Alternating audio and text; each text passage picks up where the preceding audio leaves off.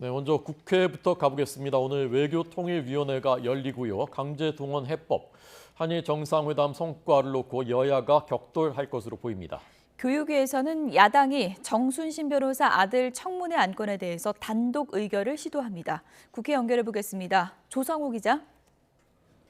네, 국회입니다. 네, 한일 정상회담 결과를 놓고 여야 공방이 계속되고 있죠.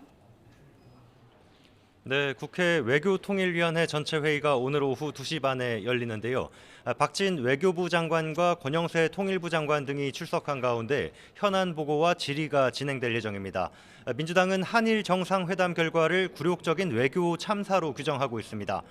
회담에서 독도와 위안부 문제 언급 여부 등을 지적하면서 박진 장관 사퇴를 촉구할 걸로 보입니다. 반면에 국민의힘은 야당이 정치적 공세로 한일 관계 정상화 성과를 깎아내리고 있다고 맞서고 있습니다. 여당은 지난 13일 자신들이 불참한 가운데 민주당이 단독으로 강제동원 해법 철회를 촉구하는 결의안을 채택한 것을 거세게 항의할 걸로 보여서 회의가 파행으로 치달을 가능성도 있습니다. 네. 자, 국회에서 정순신 변호사 아들 학교 폭력 문제 사건 청문회가 열리게 되는 겁니까? 지금으로서는 그럴 가능성이 커 보입니다. 지금 국회 교육위원회 전체 회의가 진행 중인데요. 민주당이 국가수사본부장에서 낙마한 정순신 변호사 아들의 학교폭력 사건에 대한 청문회 계획안 등을 처리하려고 시도할 예정입니다.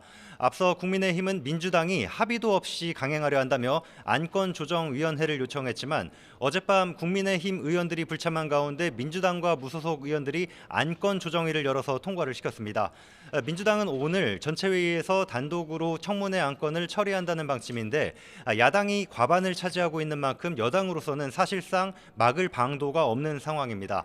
국민의힘은 이태규 간사만 회의에 참석해서 항의할 계획으로 알려졌습니다.